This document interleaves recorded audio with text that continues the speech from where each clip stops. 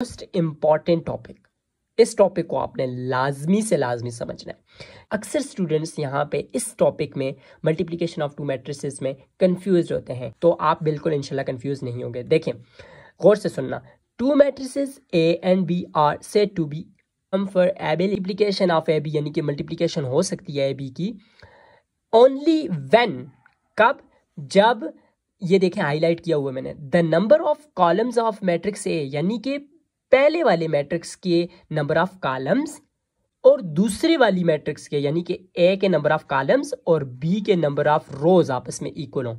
इसको जरा एग्जांपल से समझते हैं तो आपको आएगा मजा। ठीक है, अब ए बी का मतलब है ए मल्टीप्लाई बाय बी, यानी कि इफ पॉसिबल, अब पॉसिबिलिटी चेक करते हैं। पॉसिबल कब होगा? ए के हमने नंबर ऑफ कॉलम्स चेक करने हैं, बी की नंबर ऑफ रोज चेक करनी है। Number of columns of A equal to 3, number of rows of B equal to 3, so A B is possible. Okay, so possible है तो आगे आ जाते हैं। अब पॉसिबल है तो इसको करना भी है। अब A and B equal to, अब पहले ए की वैल्यू डालो, फिर देखो बीच में तो ये दूसरी बी की वैल्यूज है। अब आपने क्या करना है, अब मोस्ट इंपॉर्टेंट चीज़ है, यहाँ पे समझिएगा। आपने यहाँ पर पहली रो लेनी है, ठीक है, पहली रो लेनी है और इधर से पहला कॉलम लेना है। फिर आपने पहली रो रखनी है और दूसरा कॉलम लेना है। फिर आपने पहली रो रखनी है और तीसरा कॉलम। समझ आई? पहली रो ली और पहला कॉलम लिया तो आपने ये पहली रो का और पहले कॉलम का ये जो 2 को आपने 4 से मल्टीप्लाई करना है। 2 4 जार 8, डायरेक्ट कर दो, 2 4 जार 8। ओके, समझ आई?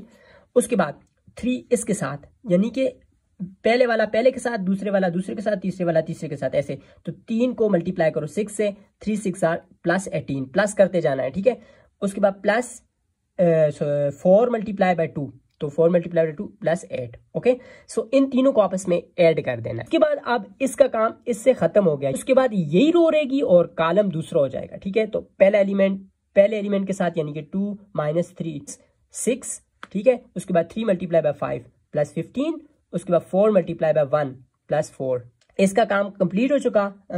फर्स्ट रो का सेकंड कॉलम से भी, अब फर्स्ट रो का थर्ड कॉलम से भी करना है। कॉलम 3 के साथ मल्टीप्लाई करो, 2 को 5 से करोगे 10, 3 को 3 से करोगे 9 और 4 को 5 से करोगे 20।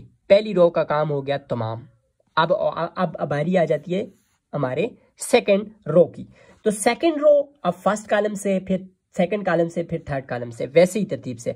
लेकिन जैसे ही हम दूसरी रो में जंप किए तो हम नीचे आ जाएंगे सेकंड रो में। ठीक है, सो 5 को आपने 4 से मल्टीप्लाई करना है। 4 5 जार 20, फिर 4 6 जार 24 प्लस 24, फिर 3 2 जार प्लस 6। ओके, फिर इसी तरह इसको अब सेकंड कॉलम से करो। 5 3 जार यानी कि माइनस है 7, तो 5 3 जार माइनस 15। फिर 4 को 5 से करो तो 4 5 जार 20, फिर 3 को 1 से करो, 3 1 जार 3।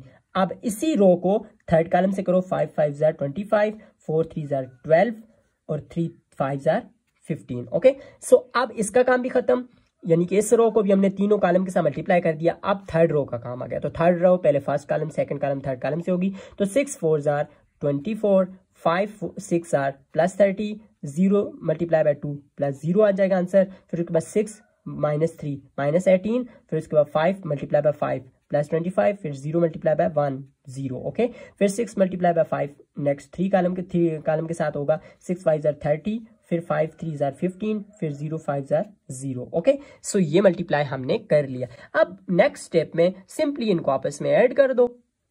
ऐड करना तो आपको आता है आसानी से, तो ये आपका रहा रिक्वायर्ड आंसर।